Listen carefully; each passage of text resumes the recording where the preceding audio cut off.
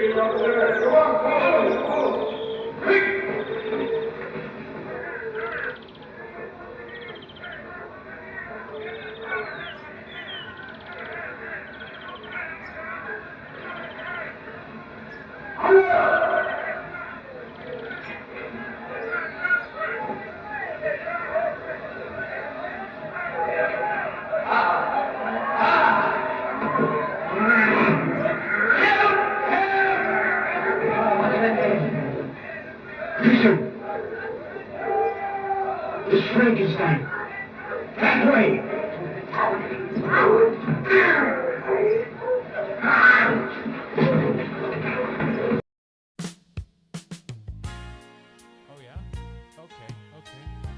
you know what you're doing.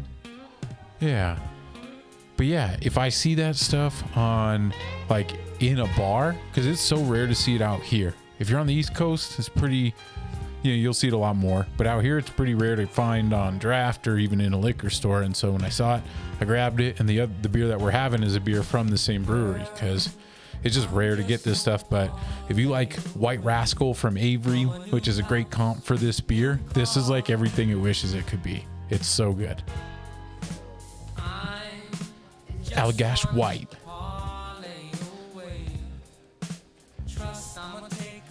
You know, Justin's gonna have something to say about this. Ooh, what song is this?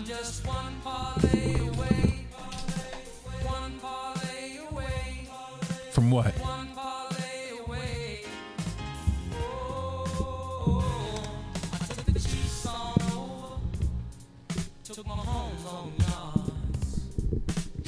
Live on Facebook. Hey, and it took our title.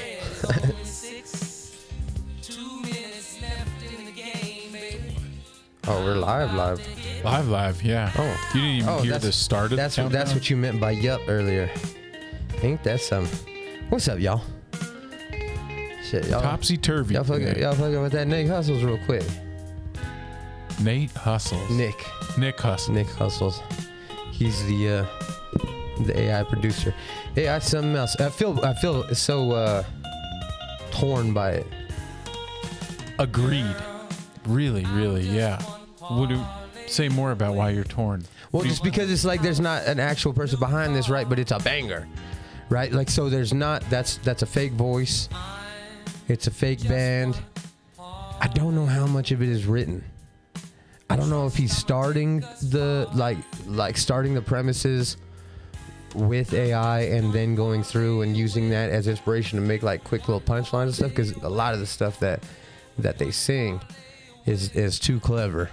and it's clever in a it's called AI for the culture, so it's clever in a in more of a hood type of way, where I just don't see the AI being filled with that type of knowledge on how to be clever in that kind of way. Like, what was that other one we were listening to where he says money can't buy happiness, but if I had the bag, I'd be happy as shit.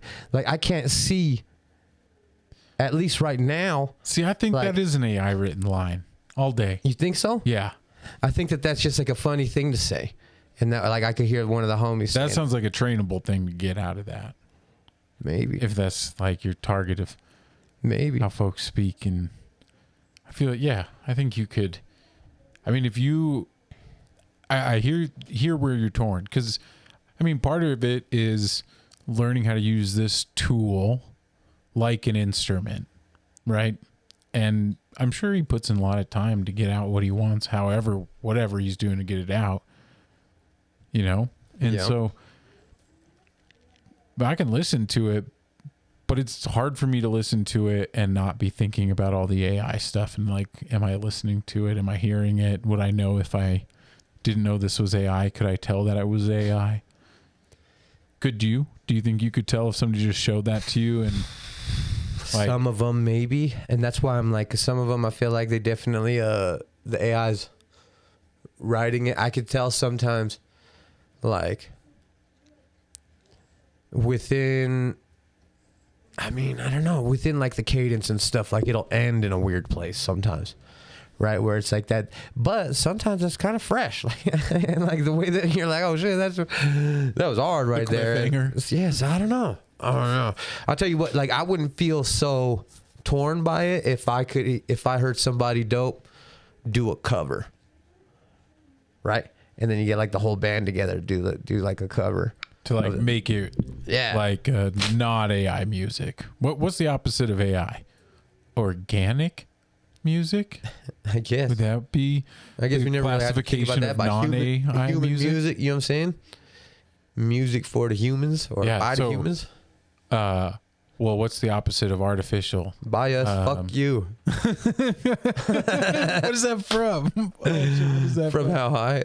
How High? Boo foo. By us, fuck you. That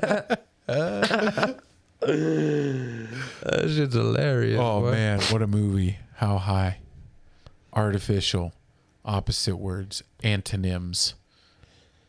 Genuine. So genuine intelligence. Yeah. GI music. GI music. Ain't that something?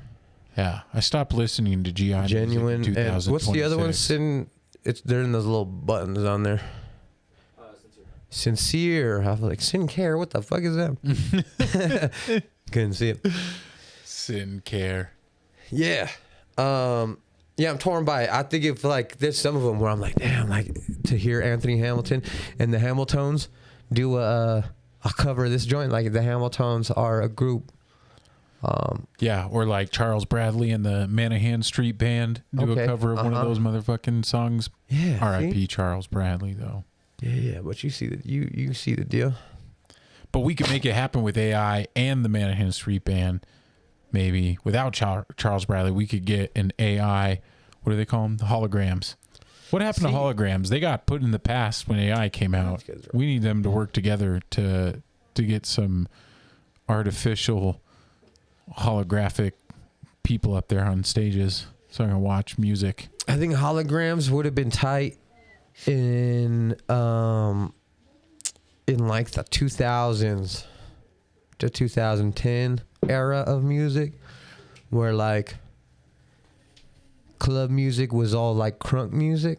I remember how like hype, like the whole A lot of lights anyway. yeah, and the whole but everybody was in it, right? It was a different era because people don't do that anymore. Yeah. People don't go to shows and be in it. They go to shows and put their phone up.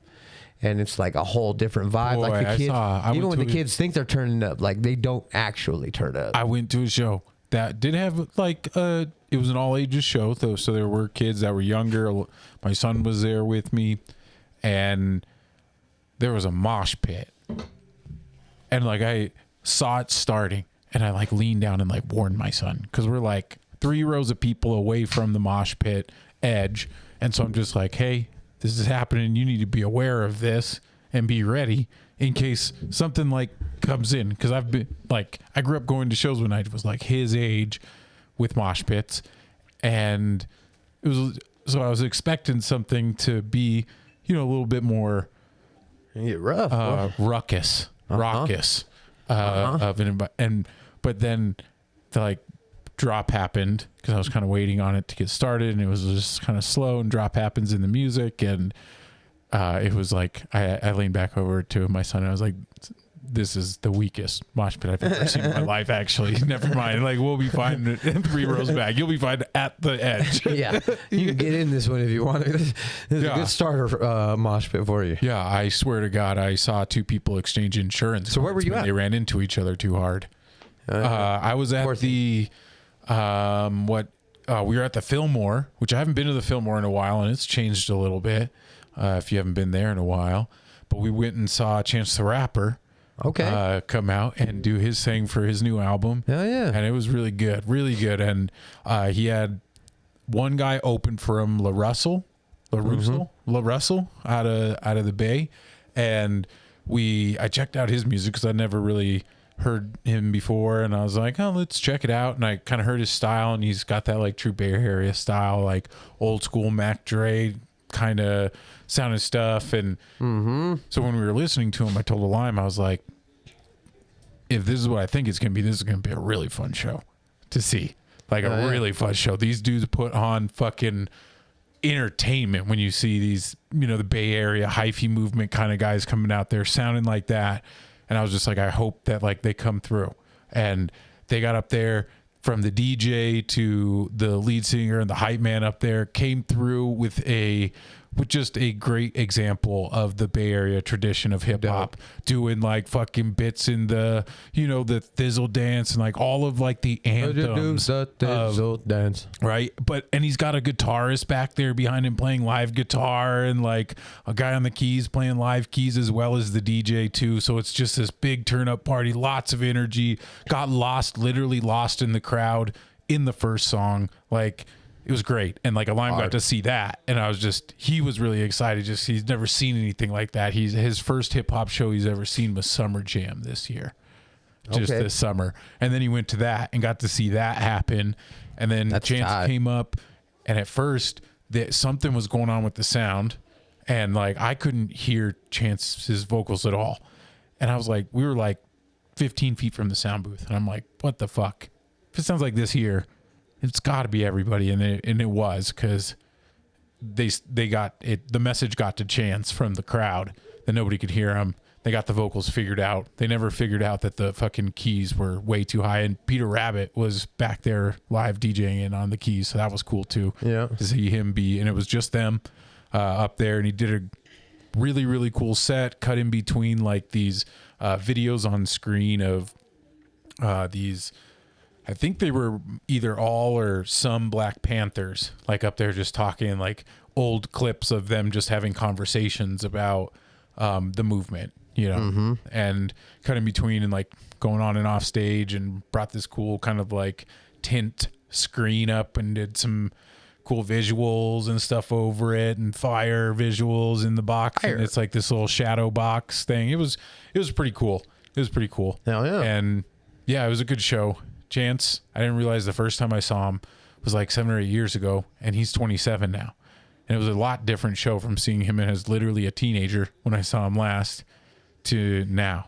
And the difference of just him as an artist and the type of show he wants to put on, and the message that he's putting out from like 19-year-old Chance, fresh off of Acid Rap's like popularity and success and like a tour on that, to like where he is now, which was like a massive platinum album with Coloring Book, like national status he comes to with that album, puts out his next album and it flops and everybody hates it and thinks Chance is washed, right?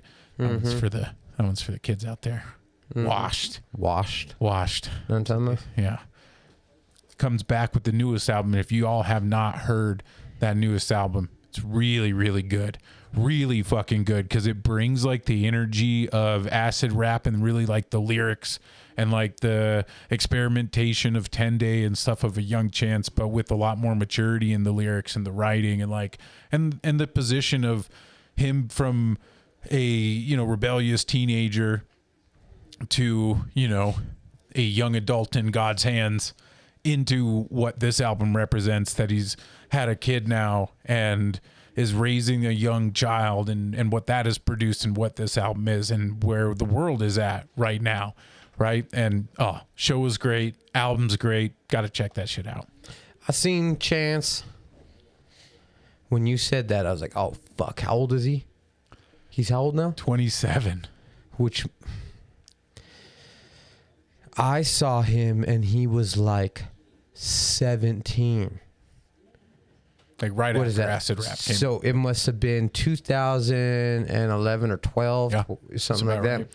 And he opened for B.O.B.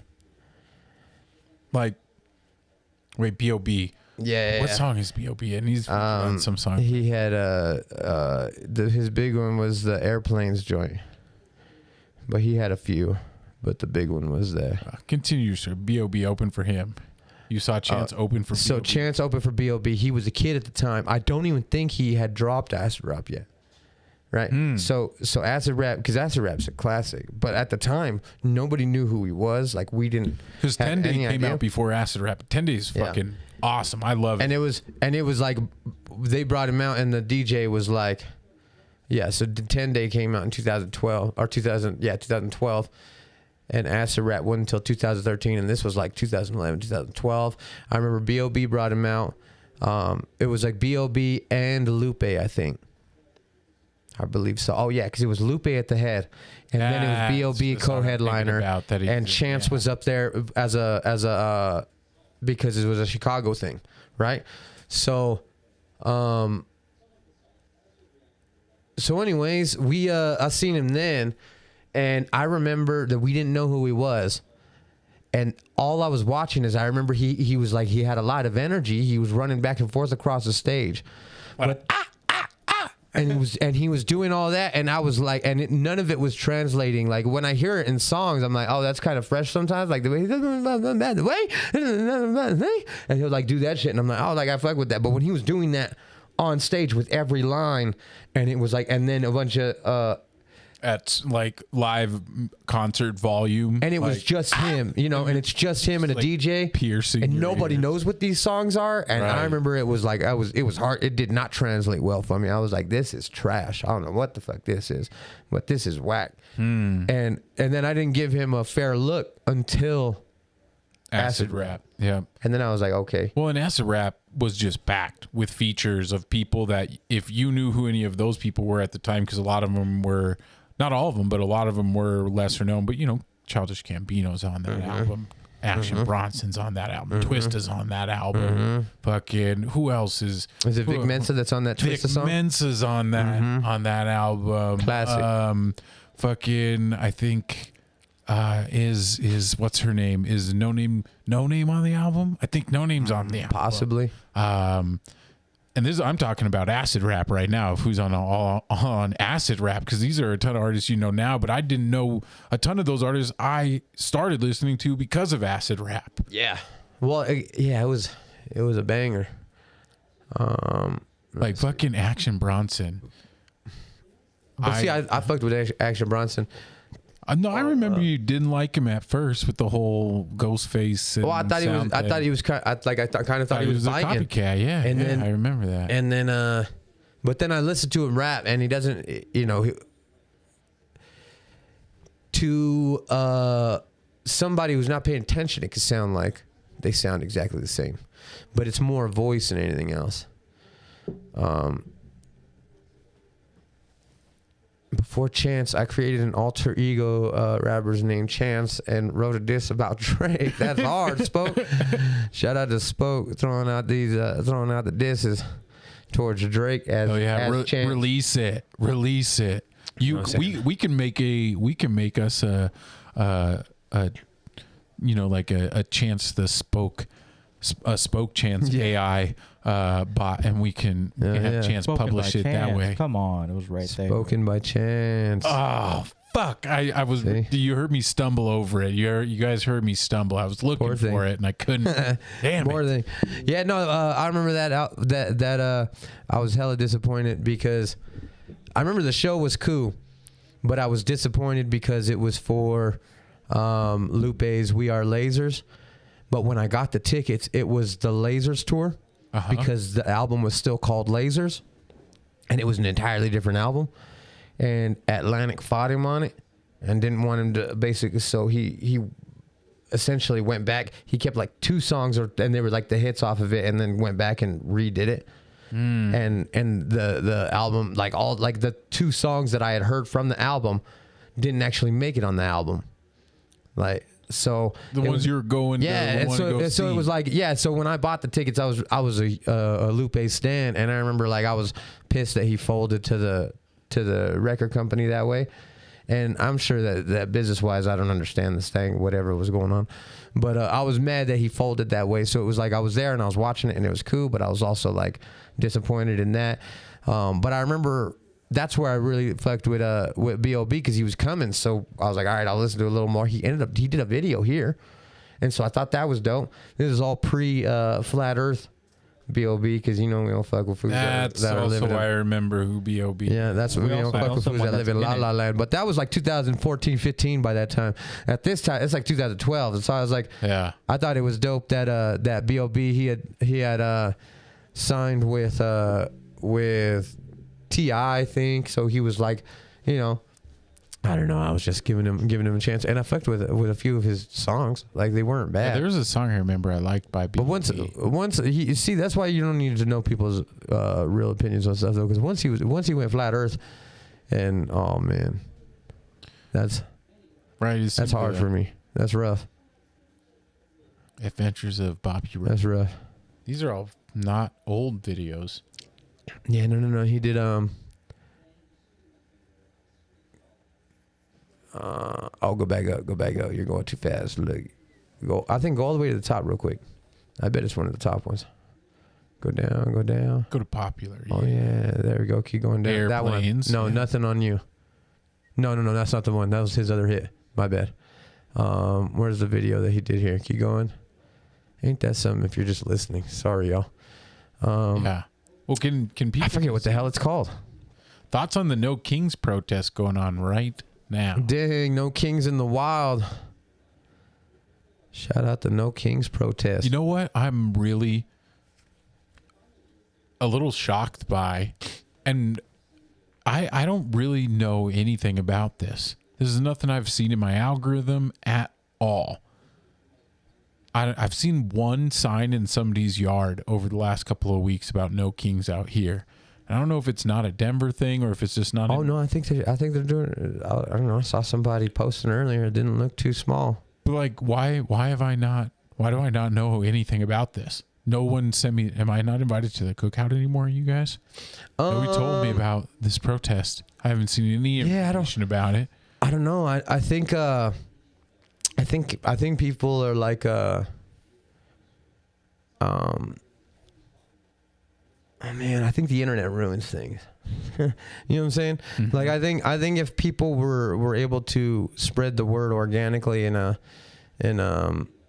more, I don't know, traditional social way, like I think like radio, these things would even be taken more seriously. But because everything's on the internet, it's like there's people that obviously are taking it seriously, which is dope. Because I mean, I'm all for protesting against authoritarian governments and policies. So fucking fuck a king. But it's like the internet makes a meme out of everything, right? Don't let me fall. That's the one. The internet makes a meme out of everything. So it's like it creates before it can even happen and people can like get a voice out. It creates this like us versus you thing, and it's like these types of things used to actually bring folks together because we understood and we saw things. So it's like, you know. But now it just gets shifted into the file of not my team. Yeah. And then it's just, it doesn't matter what it is at that point. So you see, it's like not my team. You see, like it's like these conservative cats. They're talking shit about like the No Kings. Oh, you know who's fucking? I think. Look, watch this. Yeah. I think. I fucking love Kings. Alejandro Leiva, right there in that scene that you just went by. He's in this joint. Yeah, he's in this. I'm almost positive.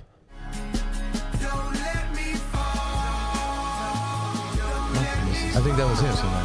Watch look. Yeah, you do. Watch. Where'd he go, Eric? Oh, it might be right there. There's a couple times. Plaid shirt. Plaid shirt. All right. Yeah, watch. That's it. That's Red Rocks right there. Yeah, and this is all these street shots are downtown. Yeah. I think he was just so inspired because I'm going to make a show here, like, how could the earth be round? I'm laying on the ground here like I'm standing up. Oh yeah, like I'm falling. Look, no, keep going, keep playing. Oh, keep playing because I think he gets up. You're telling me the flat Earth stuff was 2015? Looks right there, different to me. Oh, what? Yeah, it's Alejandro.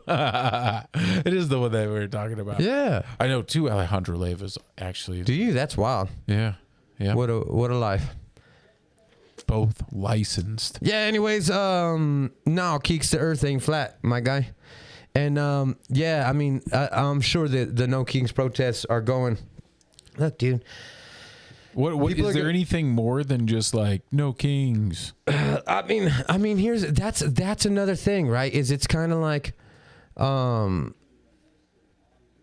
it's hard to even like describe the protests like main pieces. Obviously it's like it's no kings. It's a thing about against like authoritarianism and Trump, what Trump is doing with sending the National Guard into states, sending other states fucking guards into other states, and so like just some these things should like you could be on the team of like this, like it should raise an eyebrow. But you can be on the team of Republicans all you want. Raise an eyebrow, like a little bit like I would like what I know about conservatives, right, quote unquote, is what I know about their ideology is that this should enrage them, like this type of thing going on, and instead they're like,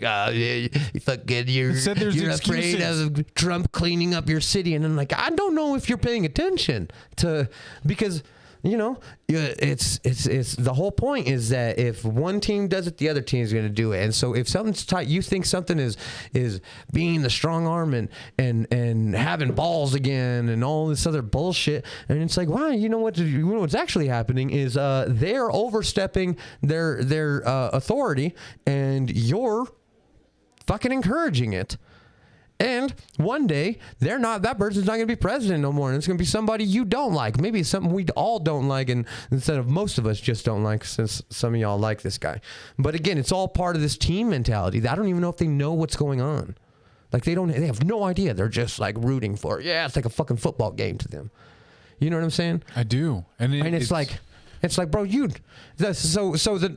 but with that though, so many things to protest against, right?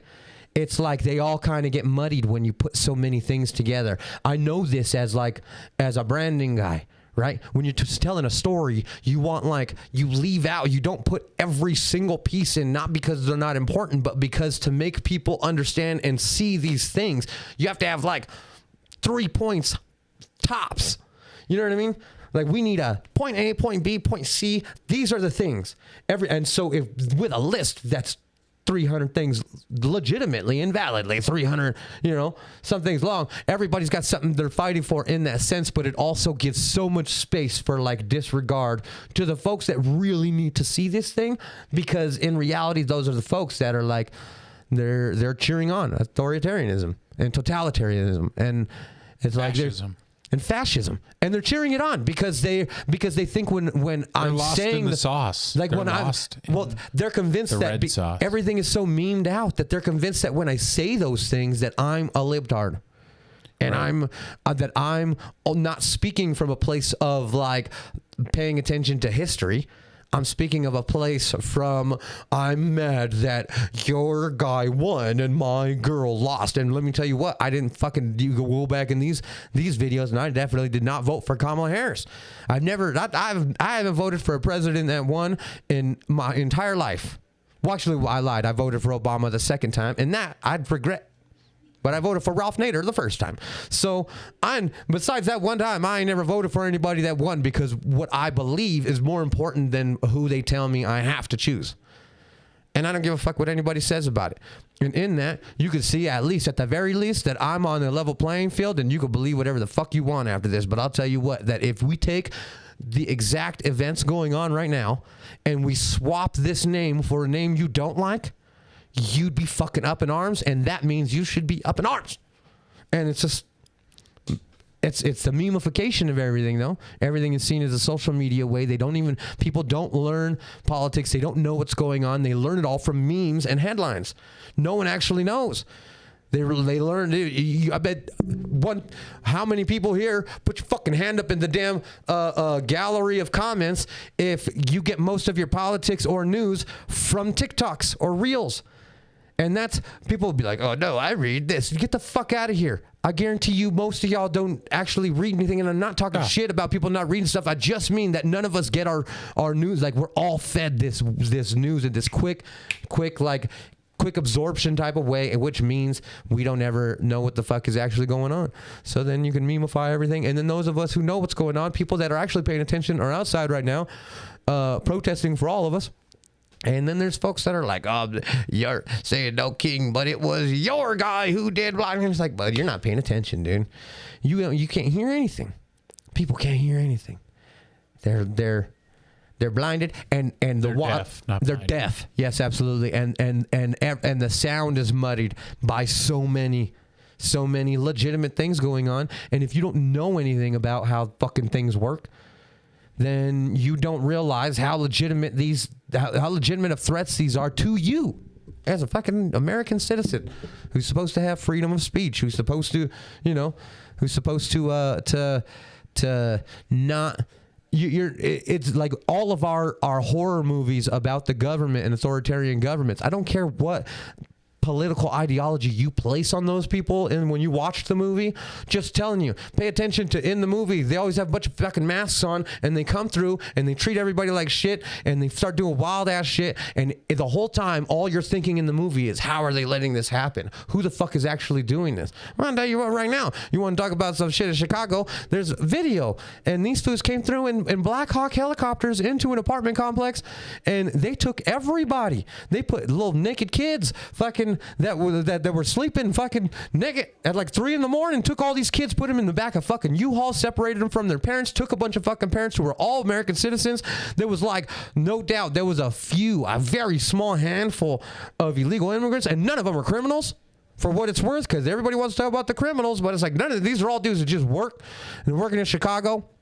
A lot of them are trying to do whatever they have to do to become citizens, all these types of things, but they're not right now, and so they end up in these positions, and who cares, all right? Oh, well, you're not going to care about the humanity of somebody who came here illegally because they knew what they were thinking. Got it. What about the rest of the American citizens that were all treated the exact same way, and how would you feel if fucking masked motherfuckers came into your house and separated you from your children, and no one gave a shit? If anything, they cheered it on.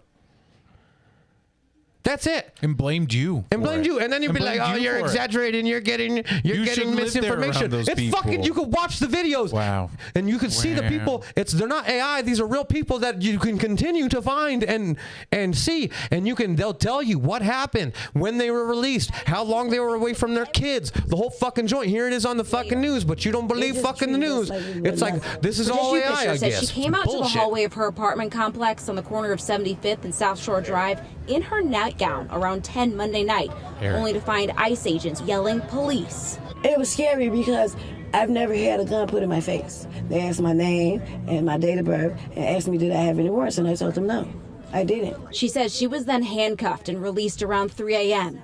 Fisher says she was told if anyone had any kind of warrant out for them, even if it was unrelated to immigration, they would not be released. Citizen-At video shows the chaotic scene overnight. Neighbors tell us there were dozens of ICE agents. Neighbors like Ebony Watson says they ducked for cover as they heard several flashbangs go off. They was terrified. The kids was crying. People was screaming. They looked very distraught. I was out there crying when I seen the little girl come around the corner. Because they was bringing the kids out too. Had them zip tied to each other. That's all I kept asking. Where's the morality? Where's the human? One of them literally laughed. He was standing right here.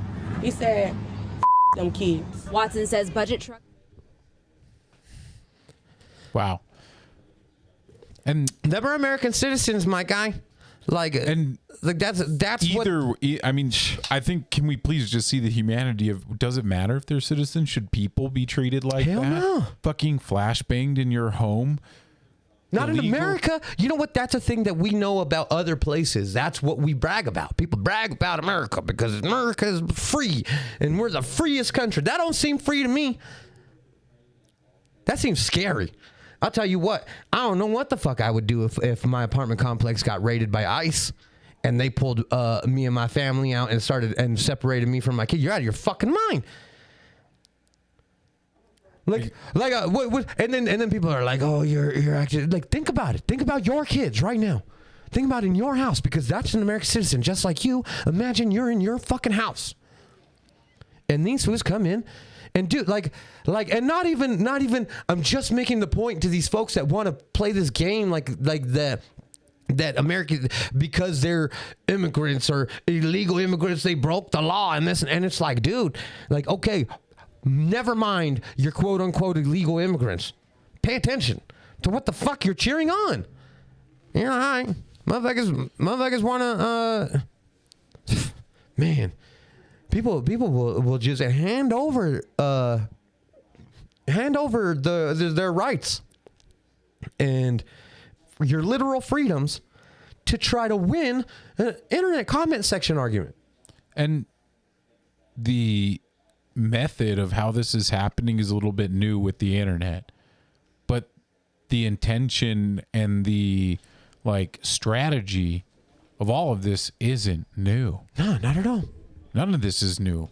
And it's not even outside of living people's generations, like memorable generations from them.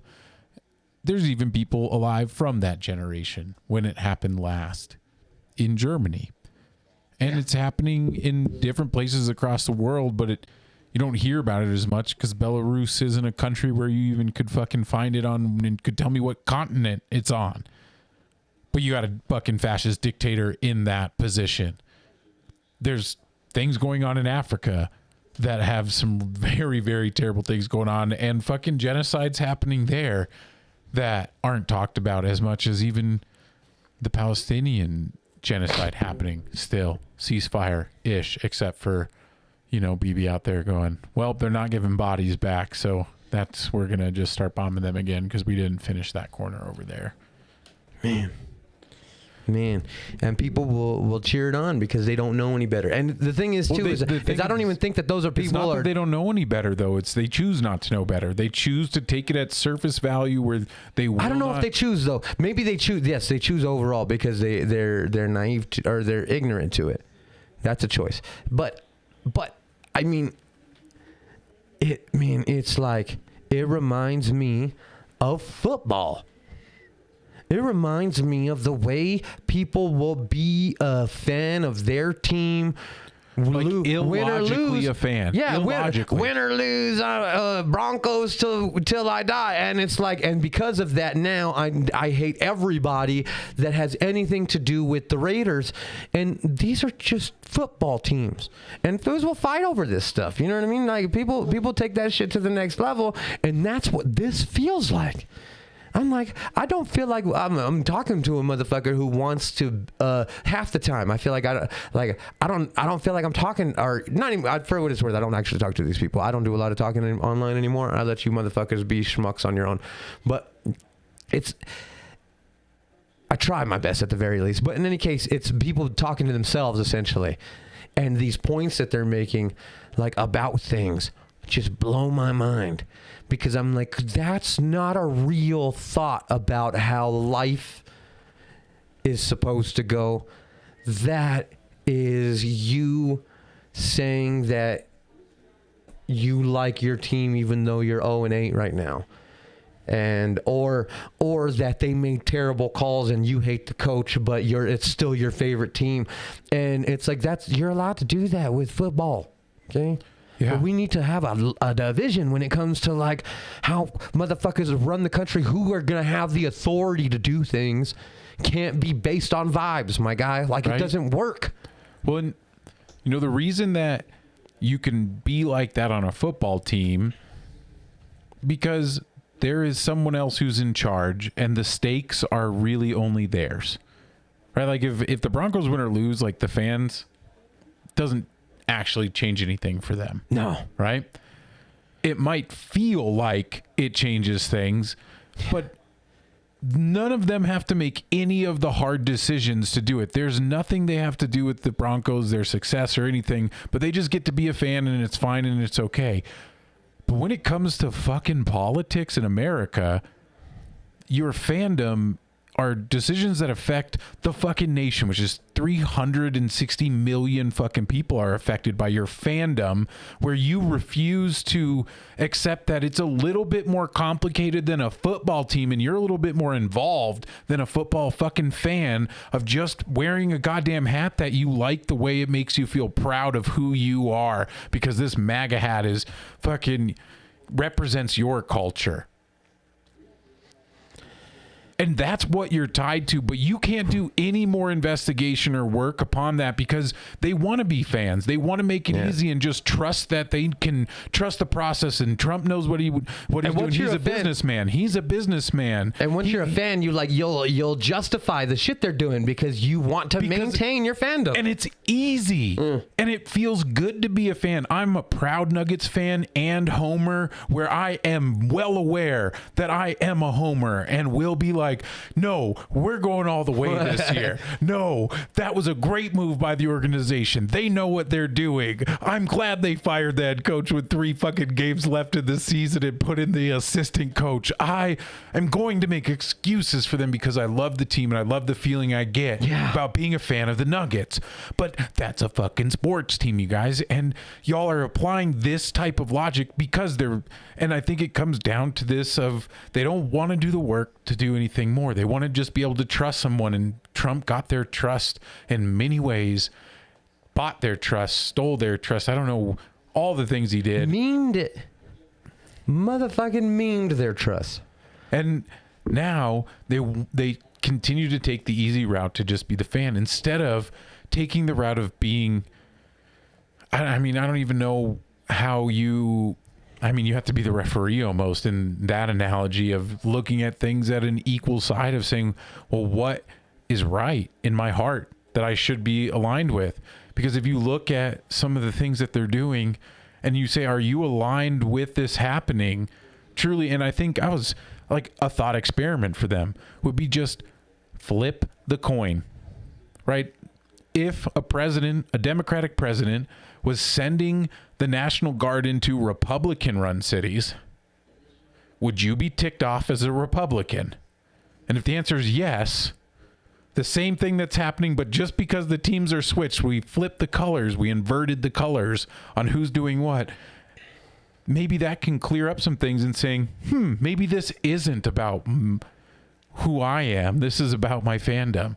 Because if you can flip the colors in the situation and you say that, you're like, oh, that'd be fucked up. Maybe you're stuck in. Imagine if I had done any of this. Let me just, I just want to be clear about Barry. this. Imagine that. Fuck Obama, too, for what it's worth. Oh, yeah, absolutely. Fuck that But guy. the point is still clear. It's still true. Just because fuck Obama doesn't mean he's not telling the truth right Imagine here. if I had pulled Fox News' credentials from the White House press corps. You're laughing, but no, this is what's happening. True. Imagine if I'd said to law firms that were representing parties that were upset with policies my administration had initiated, that you will not be allowed into government buildings. True. We will punish you economically for dissenting from the Affordable Care Act or the Iran deal. We will ferret out students who protest against my policies.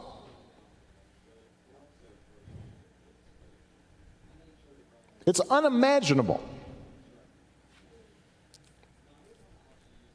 that the same parties that are silent now would have tolerated behavior like that from me. Yeah, man. Wait. Dude. It's all the blindness and the deafness to what is happening, because it just seems like they have this red veil upon their face that they can't see past what is going on. Like, sometimes I've talked to people about this and I don't know where their political positions are, but if I start with the president is sending the National Guard into cities, why is this not alarming anybody else more across the board? That statement alone should be alarming. Think of the times that this has happened before our lifetimes. Kent State, fucking civil rights movements, and places where people were getting killed and live in the memories. The CIA was killing, allegedly. And so much of this comes from the CIA, and Dude, Is this a ploy that Trump is actually just a puppet of the CIA creating all of this on a deeper level, deep state lizard brain? No, I don't think so. I think in reality you can watch. Fuck, what's the word? Cabal. I think he's too predictable. Who is? Trump. Trump is he's utilizing these power moves that have existed for a long time, but I don't think he gives a shit about them in particular, like the movements or what their agendas are. He doesn't really give a shit. What he gives a shit about is the money and the look that he's winning. Right? Not the actual truth if he's winning or not. Just the look of it. And then so you have like the perception. And when that's success. your quarterback, right? For your football team, you'll find them all of a sudden, these, what would otherwise be, I would assume at the very least, logical, rational folks that are all of a sudden who had known nothing about international policy, relations, or Argentina for very specific manners, and then are like defending Argentinian bailouts with zero understanding about what's actually happening, who's actually pulling the strings, what it actually means, any of this stuff. Like this is a politically, this is a Marco Rubio. He wants this thing done for his people, and Trump sees it as a win from the outside, so it's really easy to watch him do these things. Got a lot of oil. And you know Venezuela. You got a lot of oil. One, he could play these games, and then he comes out and says these things. Oh, because of this and this and this and this and this. But he's riffing, and he's clearly riffing. But when that's your quarterback, they'll just stand behind it. Like, oh, like he doesn't tell a mistruth. We don't trust the government. That's why we love Trump. And you're like, are you fucking insane? I almost said the R word. I'm sorry. Fucking A. It's crazy. It's so crazy to me. And it's just, man, it's so disappointing. And I see it, and for what it's worth, I don't mean to be one of these, but it's both sides are equal. But I do want to say that I watch motherfuckers on the left act the exact same way. The exact same way. You're just the fucking opposite. And I don't fucking know what to tell you. Like you're the exact same thing. And I'm not trying to tell you this centrist bullshit. We all just need to get along in this way. I do say, though, that we are fucking human beings and we all goddamn live here. We should probably think about that. That should be part of our thought process, is fucking one of our main objectives, regardless of any other objective, should go through a filter of like, but we got to live with everybody here. So how do we make it cool for, because if for you everybody? Don't agree with that, because I think a big distinction here is there are people who, when it comes down to it, do not believe that what you're saying is what they want, is that they want to work together with everyone in the community, everyone around them. They don't. No. At the bottom line, they don't want to do that. They want to work with a community and find it for them, but there's boundaries on that community for them. And I think when it comes down to it, we see that there are boundaries of what they actually want. And if you're trying to work with that person, they will go along with you. Yeah, let's keep it for everyone until it's not.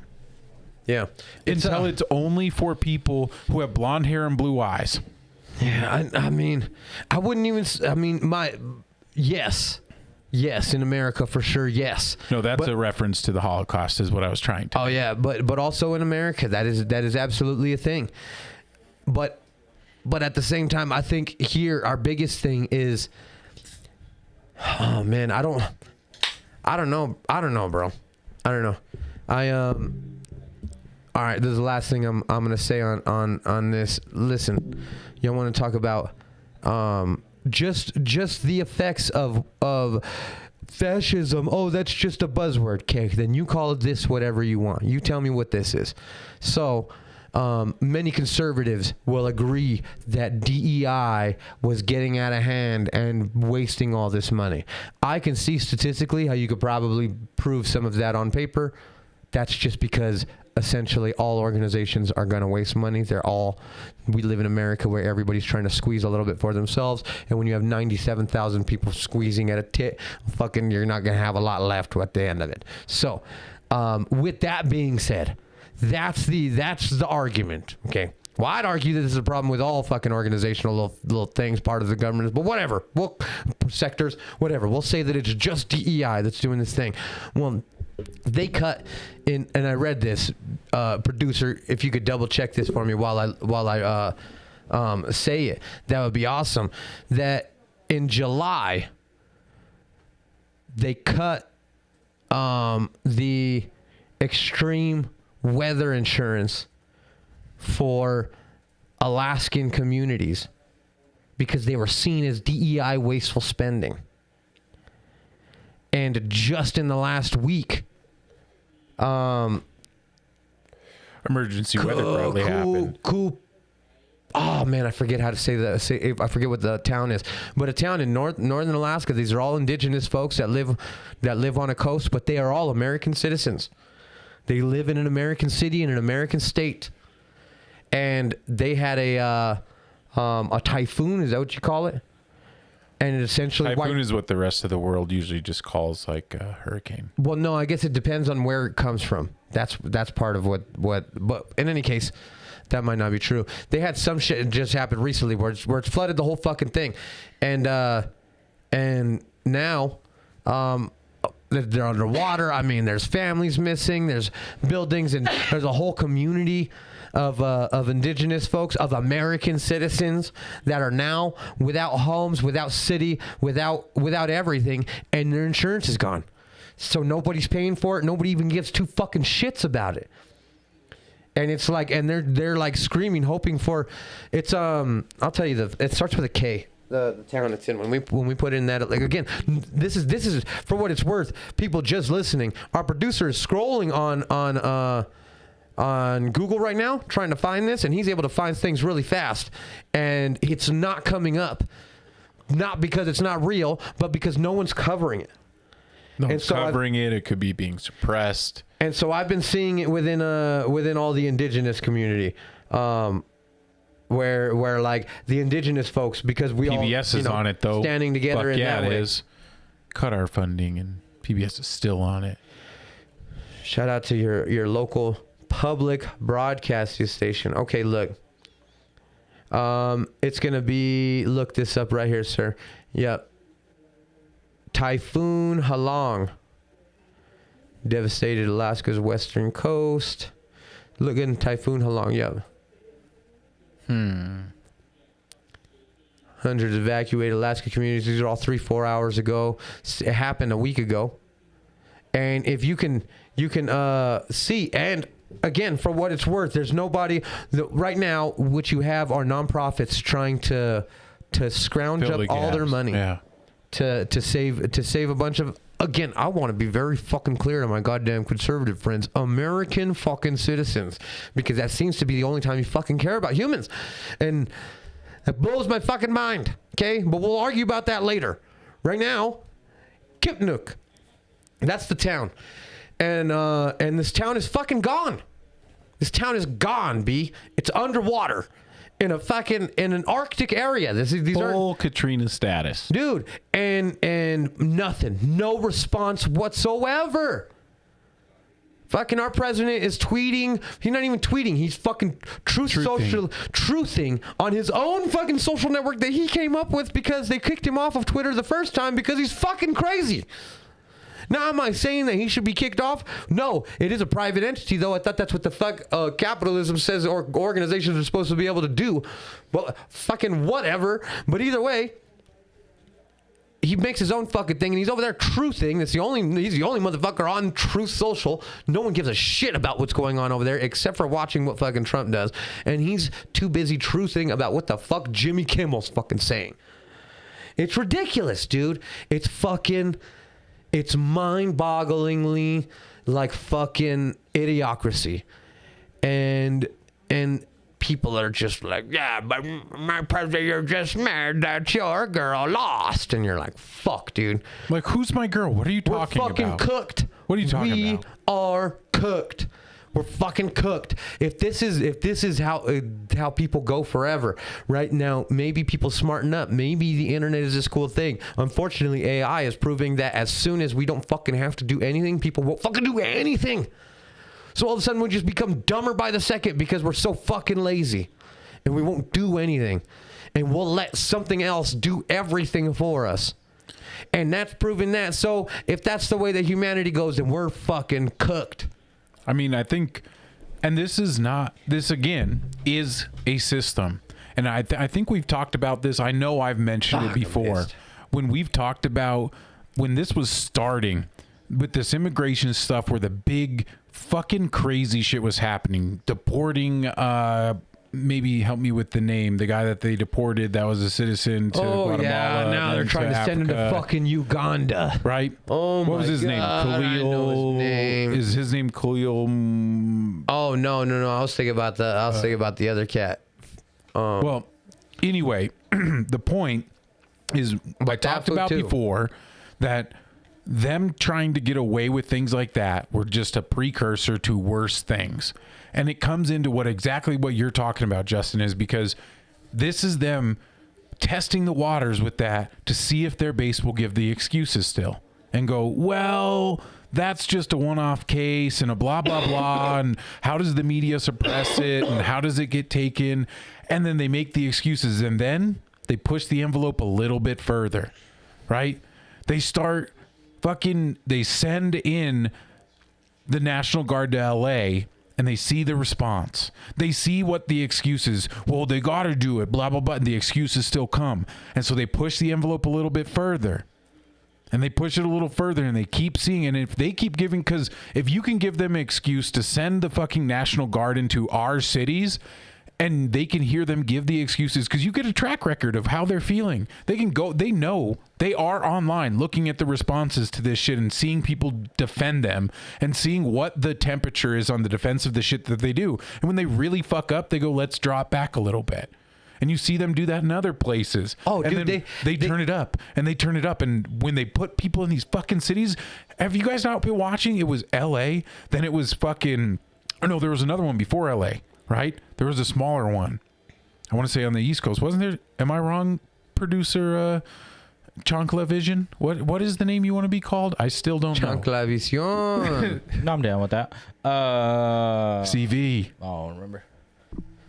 Well, I thought LA was the first one. I think there was a smaller city on the east side of the country that it happened in first, in I think one of the northern border, like Dixie line kind of states. But either way, it happens there. Then Portland happened. Chicago's happening. Fucking, they've talked about multiple other cities and all targeting and openly targeting democratically run cities. Tennessee's a big one actually too. Tennessee. That's one that they want to do a lot of, like the testing of how much they can like push it, because it is like Republican, because they do have the backing of the governor, before they start trying to implement it in other places. And I just sent you something on Facebook. Are you able to pull it up? Purposeful. This is testing the waters of violence. This is testing the waters of oppression, of over breaching your privacy at every level, because all of this is powered by incredible levels of tech that they install in cities during this time that we don't get to see. That kind of like obliteration of our rights is probably all of the fucking tech that has been going on that we talked about with the Olympics a few episodes ago when the Olympics was happening, and the security state that gets installed during the Olympics. And I guarantee all that shit with Palantir and their data systems that they're utilizing, and Elon Musk and AI and all this bullshit of what they're taking in is all over all of this. And oh man, I'm getting a little riled up. Dude, me too. Me too. It pisses me off, dude. Because it's only going to get worse. And I feel like I've now been saying it like a broken record, and people don't look at me like they're at all convinced when I've said that for the last 6 months of this violence happening. And now we're to a point where there's fucking Black Hawk helicopters in our cities. In our cities. Yeah. And people aren't like... And masked motherfuckers. Why are they masked? Oh, because they're cowards. Why do they have masks? Since when is that fucking okay? I don't understand. It's not. Fuck, dude. It's fucking... Because you know who else wears masks? Do you know what organization in America? KKK. That is exactly who I was thinking about. I wonder why you're able to connect those dots so quickly. Wrong fucking mask today. Fuck, dude. Change the name of the episode. It's crazy. And fools will sell out for money, too, because, again, they don't understand what they're doing. They don't understand what it is. And people be struggling so much. You'll end up with... That's how you end up with these Latino cats that are in there fucking... And it's like... Man, like it just fucking... It blows my fucking mind. Will you play that for me real quick? What I sent you real quick? Y'all knew, this is Dallas Goldtooth. He's a native comedian, writer, all the above. Heard, but there's a crisis happening in Alaska right now. Western Alaska, specifically along the Yukon-Kuskokwim River Delta. A massive storm, the remnants of a typhoon, slammed into the western coast this past weekend, and as a result, entire villages have been flooded, houses swept away. More than 1,000 people have been evacuated, many now sleeping inside shelters that have no running water or power, and some have now taken refuge in Anchorage, effectively becoming climate refugees. These are Alaska Native villages, coastal and river-dependent peoples who have lived in these lands since time immemorial. And there are no roads into these villages. They're only accessible by air or by boat. The National Guard is currently flying in food and water and helping those in need, but the struggle isn't over. And to make it worse, there's another storm on the way. So before I go, just let me just say, if you can, donate to the relief effort. You can click the link in my bio or use the information here. And if you can't donate, share this video or help others by sharing anything about this. Awareness helps. But for my last piece, my closing statement here is that the part that makes me angry about this is that a few months ago, Trump's EPA canceled a $20 million flood protection grant for one of these native villages, calling it wasteful DEI spending. And now that community is gone. This isn't just a story about this one weather event. It's about neglect. It's about how indigenous communities, in particular Alaska Natives, have been warning the world for decades that the climate crisis is real, the seas are rising, and doing nothing threatens the future of everyone on this planet, but especially those on the front line, because it is they who are carrying the brunt of this crisis. These are our relatives. These are families who have lived on this land for thousands of years, and now they have to watch their past and their future drift away, literally. If you care about the climate crisis, if you care about people, then pay attention to what's happening in Alaska. Support the relief efforts happening right now, but also support frontline solutions. Those that are on the front lines have the solutions to a better future, to a just transition, to a world that works for all of us. So thank you very much, and do what you can, because no one should face the water alone.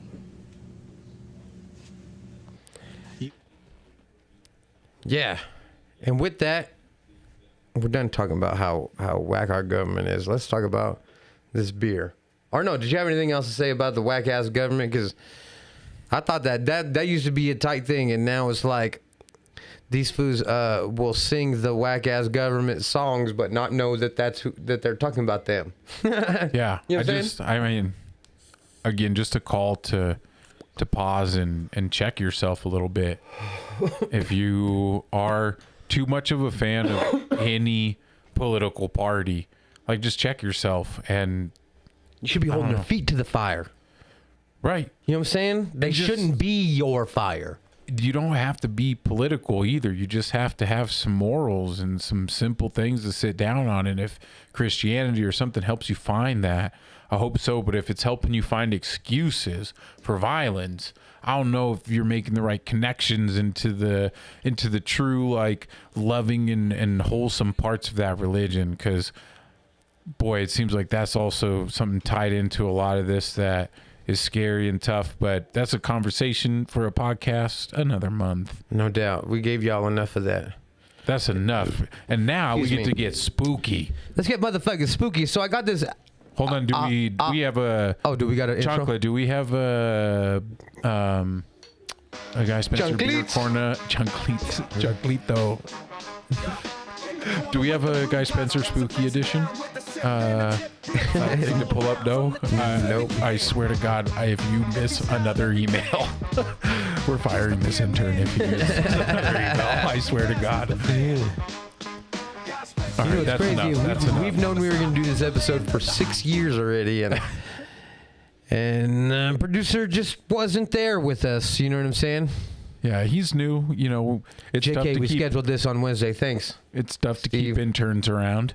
Boop. It's tough to keep interns around, and you know, Vision was Chanclavision. available this week, and so thanks for being here. But please check your emails in the future if you could. Oh Jesus, that scared me. Got him. All right, I forgive you. Jeez. All right, let's go. So I got this Allagash Haunted House Hoppy Dark Ale. Ain't that something? It's got cool artwork. I would have chose it just from the artwork.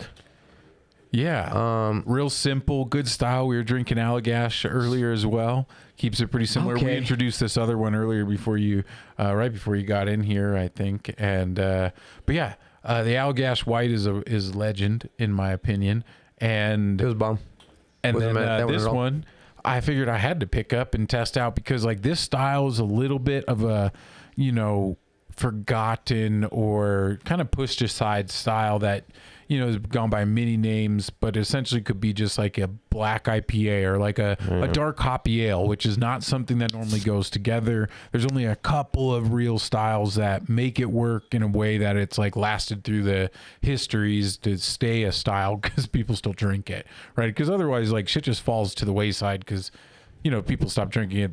It's rare that it's going to be put into the style guide books and shit like that. Okay. And so this one used to be popular maybe 10 years ago of having like hoppy dark beers like this, hoppy dark ale, and they're kind of coming back. And they were bad before, in my opinion. There was rarely a good one, and occasionally you'd find one that was like good, and they used to be called like Cascadian Ale or Cascadian IPAs or fucking just black IPAs or black ale but seeing this out there and from Allagash, who normally has a really nice way of being able to know how much is too much, but just enough to like make something defined, right? Like, and this beer I think really holds true to that, where it's dark and kind of bitter, like you're drinking stout, but it has kind of a light, easy drinkingness and a hoppy bitterness.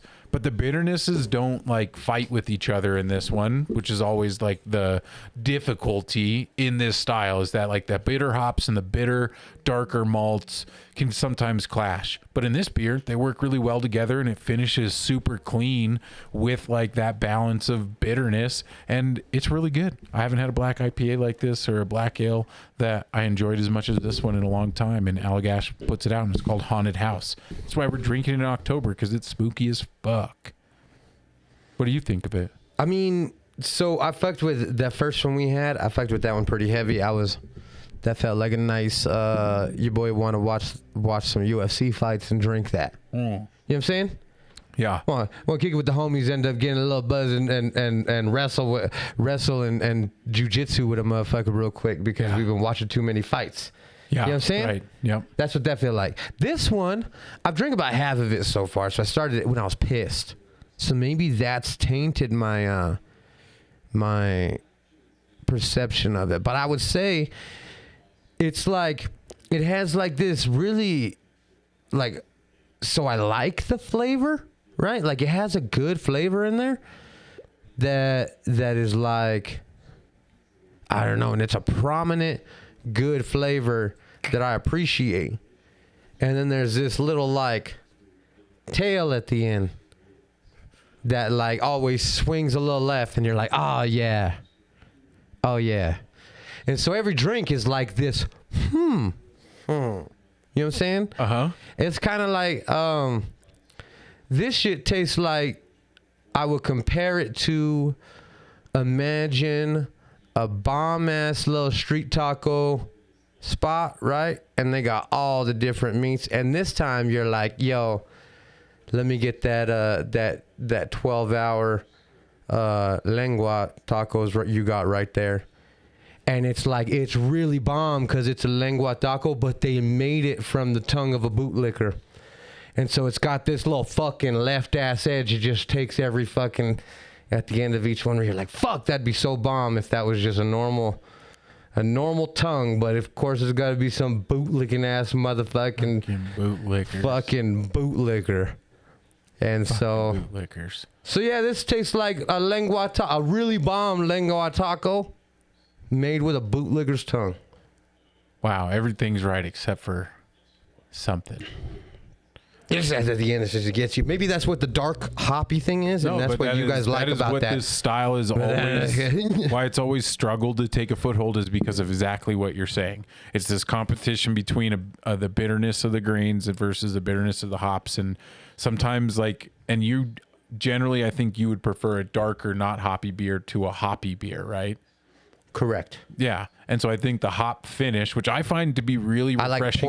I like porters and stouts a lot. Yeah, so you like the darker roasted malts, right? Which does have a bitterness to it. It's like bitter chocolate. Yeah. Right. So but it don't slap the shit out of you. But then after there's everyone. the bitterness of hops, which has a little bit more of a crispy, acidic bitterness where it grabs your tongue a little bit more, and it's like the same way that soda grabs your tongue in like an acidic way when it hits your tongue.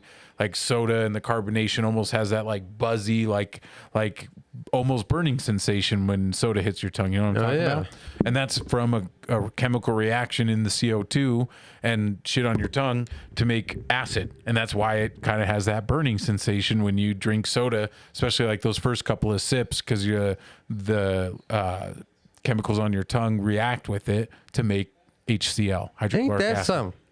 Yeah, and a little bit happens in beer, but there's not nearly as much carbonation in beer as there is in fucking soda, right? Like there's a lot of fucking carbonation in soda, and it's released a lot more because there's not as much grip in the liquid, right? So it's just like sugar water. This is kind of sugar watery. Some of them can be more or less. I'm digressing. Sorry. Where was I at? In between.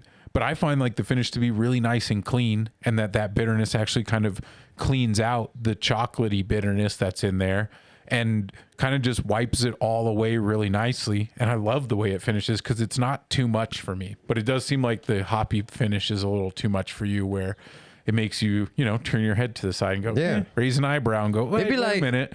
It'd be that's not what I was expecting, because that's the difference in how this finishes versus how a stout would finish. That's like this. That's like a 7% stout. It's a good beer. That's the weird thing about it is it's like I imagine one of my favorite things on earth is soft serve ice cream from the old school style ice creams where it comes out with the star shape, and imagine the more icy milky versus the creamier, right? Because the creamier is like scoop, not soft serve, but more of that old school style soft serve, right? Dairy Queen is soft not serve.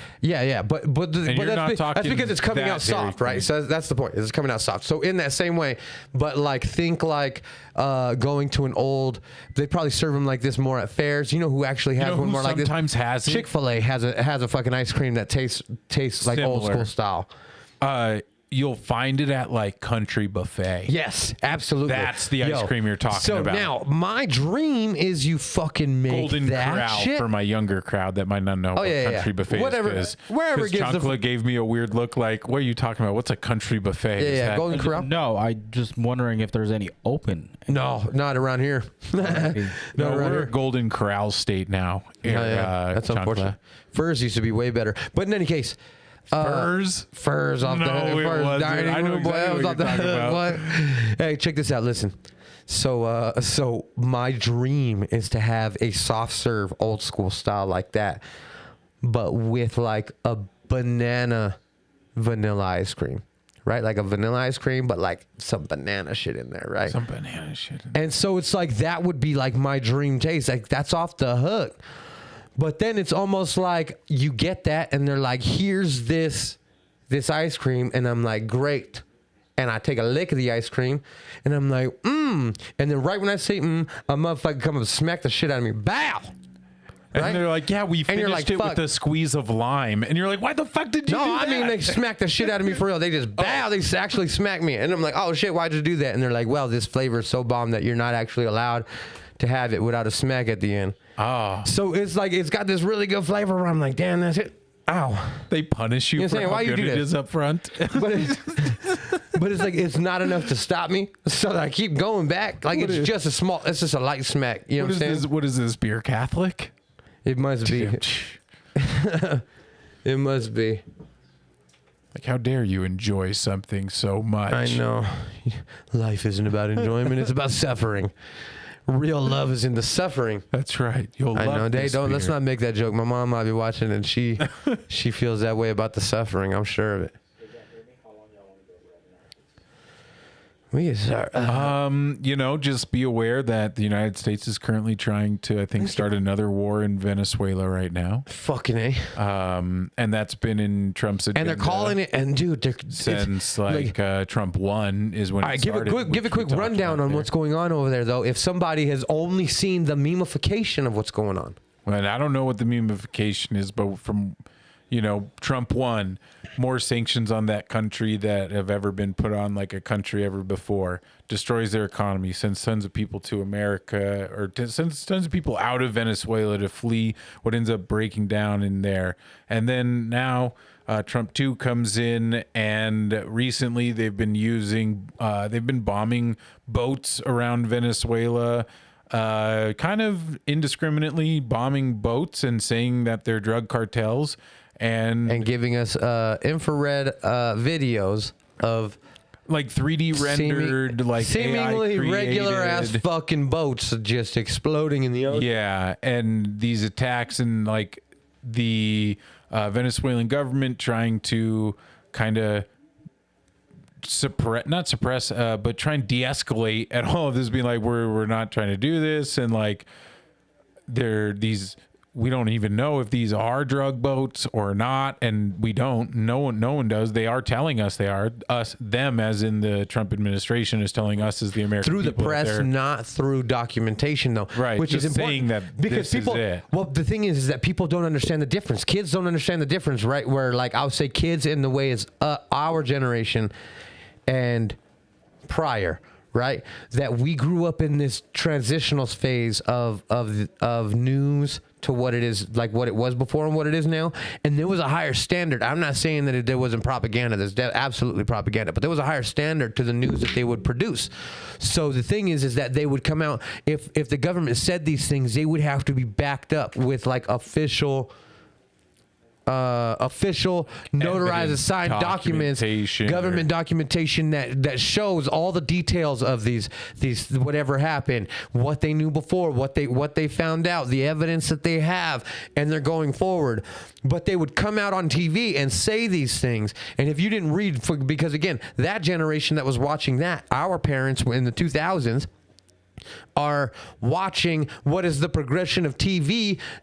They're evolving out of newspapers. So everybody used to read this shit.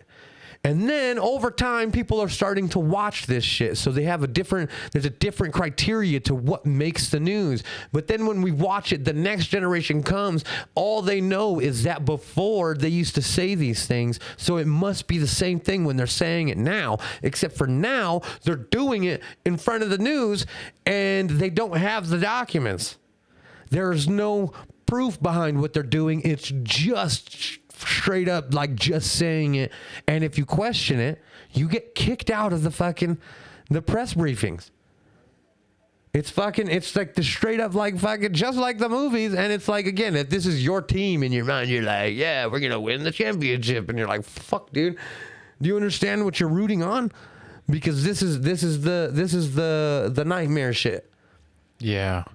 And Venezuela, for what it's worth, Maduro is I don't live there. I don't know about his motherfucking his leadership, but I'll tell you what, that he ideologically is in combat with Trump's ideology, and that's what this is about. It is not about drugs. It's basically. They're way more bigger and more militaristic type of cartel coming out of Mexico, but Mexico's president doesn't get like designated as part of the cartel and therefore is an enemy of the United States. and makes the entire country an enemy. Like, these things are very strategic about the way that it's going on, the way that they're saying it, and that they're not providing any proof, that they're just making these claims. One of them, even, you can talk to cartel folks. They've talked to cartel folks for what it's worth. You can talk to. I'm sure you probably can't, but you could go. I mean, you I could got watch like 6 cartel folks in my phone. I could just perfect. call. Well, you could watch cartel folks talk about the videos and analyze the videos. We have YouTube. Everything's on there. So if you look for the thing, you can find it. And you can find these motherfuckers, and they'll be like, look at this. You see how many motherfuckers are on that boat? That's how you know that's not a drug boat. Right.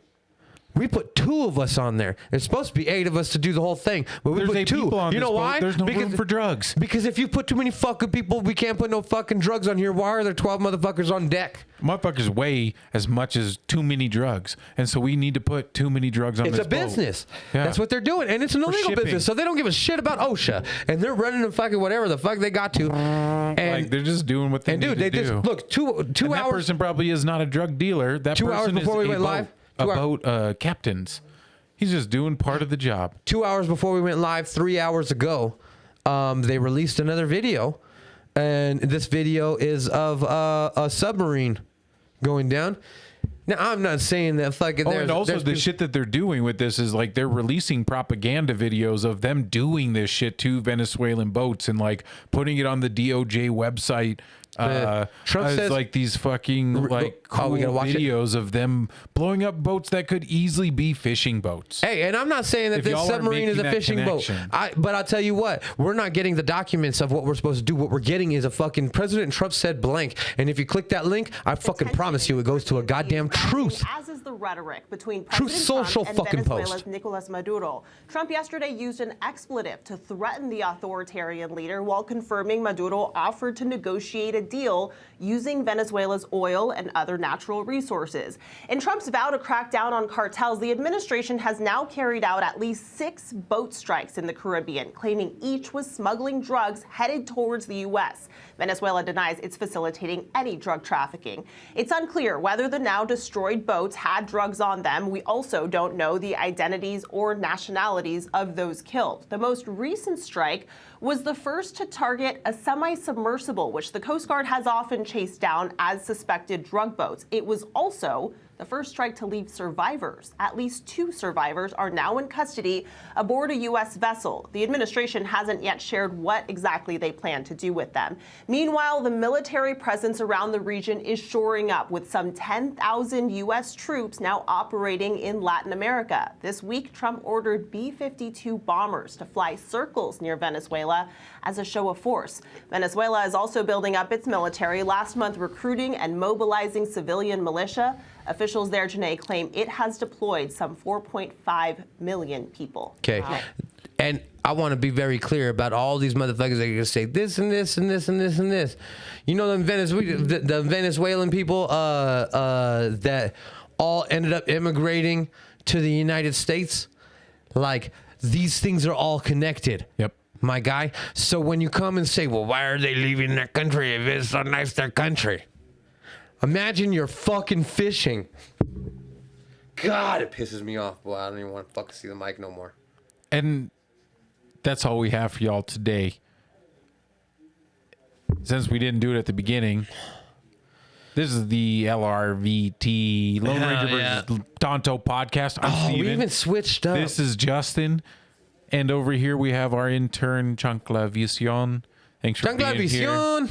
Thanks for being here today. Check out the LRVT podcast mixtape on Spotify. On Spotify. All you got to search is LRVT all together. LRVT podcast mixtape, and you can find it. And we're gonna add 3 more songs. My songs, at least one of my songs, is gonna be another Nick Hustle's joint, because that AI shit is wild. If you didn't see it, you know what I'm talking about. I got some good songs for y'all to this week as well. Check out the beginning of that podcast. 3 from each of us, so 9 new songs on the playlist. This playlist has got some bangers. I've been going back through it, and I'm like, holy smokes, it goes in so many different ways. And here's the way I would say too. I don't know how you guys listen. You guys do whatever you want. Me though, I've appreciated this mixtape the best on random. All right, so you hit shuffle, and you're gonna get all kinds of shit, and maybe you'll hear a little bit of what you know, but hopefully we can show you some cool new shit that you're like, all right, I wouldn't have listened to this on my own, but that was actually really dope. Let me add this to the playlist. Oh, who's that? Let me find out that.